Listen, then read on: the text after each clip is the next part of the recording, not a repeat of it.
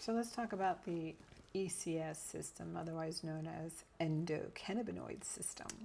Yeah, the famous ECS system. Well, it turns out, as we learned from science, that this happened in the early 90s. It's a very interesting story. There's a Jewish doctor, Dr. Mechulam, and he was doing studies about the effects of marijuana, basically THC in the body, and then he kind of like stumbled over when he did his deeper studies about the endocannabinoid system, that we have receptors in our body, all over our body. And in a deep dive during this time, since then, a lot of scientists has researched this, and they found something called receptor 1 and receptor 2. Mind-blowing is that, first of all, they didn't know about these receptors prior. So that makes the argument that the hemp plants should be dangerous, like just futile, because it's not. We need it like vitamins. We need those compounds like vitamins and minerals. It's a building block, if you will, for our bodies to maintain health. And it also turns out, among these 15,000 studies, as I mentioned earlier on PubMed, wow, comes in because you notice that a lot of those studies talks about that the ECS system is the biggest regulatory system in the body. It regulates all other systems, the balance in the body. That's why they call it homeostasis.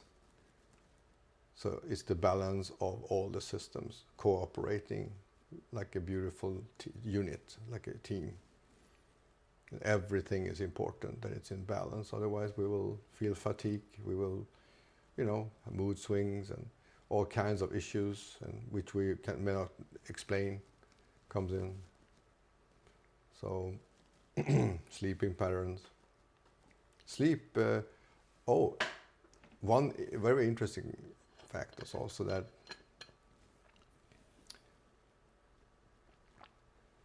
the first thing a fetus develops, guess what that is? An ECS system? Well, a part of this is the receptors. Ah. The receptor 1, that's why many people who get high THC, they feel the munchies, as it so famously says. So the munchies, they start to eat and munch on things. And you get the munchies. How's that go again? It's kind of funny. So it's kind of cool, and you have. So let's talk about the ECS system. I mean, we know on the surface. I'm not like a scientist myself, so it's just autodidact what I've learned about this whole thing, and listening to doctors and scientists, and you don't have to be a doctor to know that vitamins are good for you. Mm-hmm. My parents and grandparents' home kitchen is healthier than whatever we can buy today. So, and they didn't know so much of anything, I guess. Mm-hmm. They just lived off the land. Live off the land. Mm-hmm. So, and then the other thing also with knowledge is that they might think something today, and it's not true tomorrow. But I think it's true today.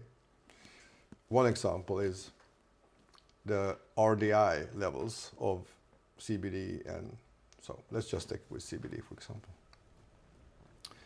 So what's RDI? It's recommended daily intake, the levels. So the doctors have said that it's enough with 20 to 30 milligram of cannabinoids a day as a daily dose. It turns out you need over 200 because 20 to 30 milligram only tickles to ignite. It's not to ignite the ECS system. It doesn't ignite the ECS system. So you need to push it to 200. But if you look at the marketplace and the pricing on the marketplace, which is totally, whoa, it's because it's not cheap to produce one. So I guess to keep it up and to keep the lights on in the company, you have to charge for the money, for the products. But you need 200, and it would cost an arm and a leg normally to buy that for a person. I mean, you have kids maybe, this and that. You have 4 people in a model family. So they kind of like $500 and up. And then our company, we wanted to Rehemp the World, meaning we want everybody to access the cannabinoids, hemp fibers, all these beautiful inventions. But so our slogan, to circle back a little bit to your first question, is that the endocannabinoid system. So we said ECS, say yes to ECS.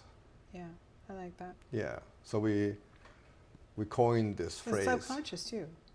You're subconsciously telling yourself the importance of this system and reminding yourself every day to support it with something that does it best, which is cannabinoids.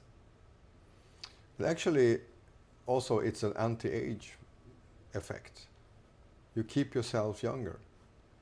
In balance. In balance, and it impacts everything, even things we might not know inside our bodies. It heals and regenerates and communicates if it lacks this and that. And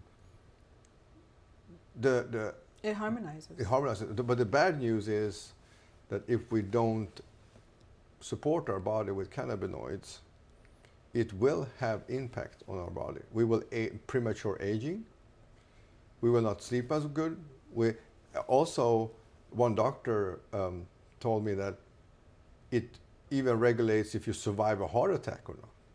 And wasn't there a study that was like endocannabinoid deficiency syndrome? Yes, there is some things on the adverse effects of not supporting the endocannabinoid system. And our doctors in the company we as laymen knew about the endocannabinoid system before the doctor friends we have. True. Isn't that kind of remarkable? Well, that goes back to our mission statement of not only just rehemping the world, but bringing humanity back to nature. Because even some of our most natural activist physicians came even further back to nature from where they were. This plant has been able to push back. And isn't it the power of hemp, what hemp is so powerful and what it can do and innovate, that in itself can help us push humanity back to nature. And I think even with our physicians, they got even closer to nature. And they saw the power of hemp and the spectrum of total wellness that it can support the human body physically, nutritionally, with even just the biofuel. How about, when you go travel? Yeah. So lifestyle, that's another whole category of support that increased my lifestyle, because I can use that and not have to feel guilty about pollution, right? Beautiful. Yeah, that's what I'm talking about. So we started this new innovation. It got born a while ago, of putting hemp fibers, real hemp fibers, micronized to certain, to fit cosmetic products, to strengthen in hair, for example. Remarkable effects. strengthen the hair, Mm-hmm. and it's natural.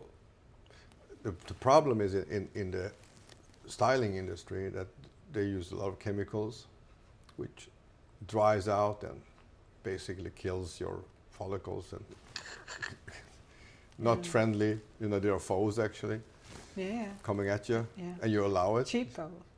It's they're They're cheap. always the cheapest, aren't they? Yeah, Like, it's and then terrible. you think, oh, I'll get you because I'm cheap. So in the But then you long pay for it run, in the long run, right? in the long run's effects, let's say, hormone disrupting effect, they have shown that, and also hair loss. I mean, now they're even saying, so cool. Now they're even saying that a lot of this hair loss on top the helicopter landing, I used to joke, is because of cosmetics. You know, if you use something, even for small amounts of chemicals, it has long-term effects. So in 10 years to 15 years, that's where something started to deteriorate in the body, and you're like, what is going on?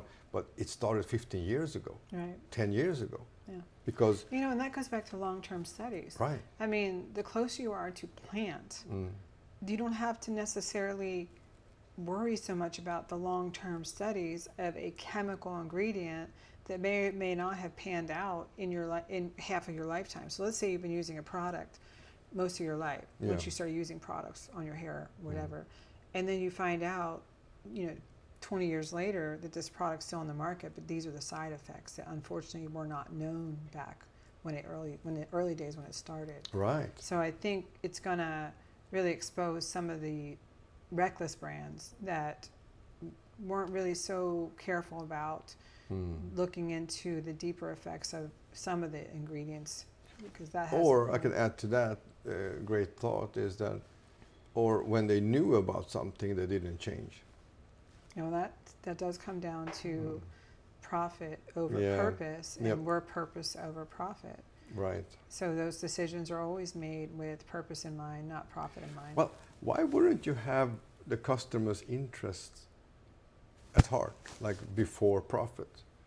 You have to, I mean, would you give your kid a drop, of poison in a water? No. I mean, that's the level of scrutiny we need to, what's poison or not, we have to take the poison out at least, that we really know hurts, like hormone disruptors. I think, and I want to be wrong on this, but I think that when companies go public and they have like a board of directors and shareholders, then they start making decisions that are like maybe not in the best interest of nature, but in the best interest of profit. And I think they may, I know that many have started out with good intentions and they just kept moving towards the almighty dollar and away from humanity and nature. And I think, unfortunately, humanity and nature are screaming out in pain with disease, illnesses, death, that it's forcing, humanity is now forcing them to do better. And I don't wish ill will on any of them. I just want them to do better. They had the money. Okay, you've made a lot of money. Now it's time to go back and do right. And maybe that generation that only cared about profit is dying off, hopefully. And some of the newer generations are going to come into these CEO roles and say, I care. Actually, I do care. And if it brings us profit, it brings us profit. And if the shareholders don't understand that, Right. I'm sorry, but I'd like to have my children live a little longer than my grandparents or myself or my generation. She's really right there. Absolutely. Spot on, Kinzio. Spot on. Yeah. It's a heavy subject. It is. And your tagline is, it needs army, right? Yeah, we do. So how do we get the army? Because if we are serious about this movement, Well, I think we educate. Yeah. how do That's we the get first the thing. masses Yeah, we have to into this educate. movement? That's Well, and I think that's why Where we are we? started really talking and doing interviews and speaking on stage and educating our friends, educating our family, wanting to do a podcast of sorts so that we could get more information out there, because humanity is waking up in a huge way. And if we could just wave the flag over this direction and say, listen, I know you can innovate with this or this or this, but hemp would be better. And let's move over, because it can get us there faster. So I love that any company wants to get back to nature, but we can do it quicker with hemp. And that's kind of why we wanted to do more education, to get more people aware of what we want to do is rehemp the world, but we want to rehemp your world, so that everything around you looks like hemp, feels like hemp. You know, you're just surrounded with nature, and that's a good feeling if you're leaving a legacy that we may have done our part. We as a company want to use the benefits of the hemp plant for humanity and make products that the hemp, it's like the hemp plant is giving a big hug to each one of its customers. It's like a hemp hug. In an ECS system approach. Yes, an ECS system. So it is kind of giving them a hug as their largest regulatory system. It's keeping them balanced. That's amazing. It's a good thought. Yeah, so analogy-wise, of course, but it's kind of. You're always good at those. Yes, so it's beautiful actually, and I would have never thought I would be hooked on a product, respect the product, like the hemp plant, a plant. You can do so many products from. So it's remarkable. You know, there's an old saying that once you have the seed of hemp or sown in your heart, it never. It can't go. It can't go away. It's just grows and grows and grows and grows, and so you becomes one with you and your purpose, but and your life. Yeah. Okay, so to go even deeper into that, I would say that I'm absolutely sure. I mean, like, I'm convinced myself that humanity was giving the hemp plant to do all these things with. It's not. It doesn't happen by accident. Nothing just arises by accident. We have to create. So the creator created a hemp plant for us for a purpose, and is being crushed by the world. I mean, like the capitalism and all kind of corporate interests that most of them actually don't give a crap about average people. They just, they have, their minds are in the clouds. They kind of like, they don't even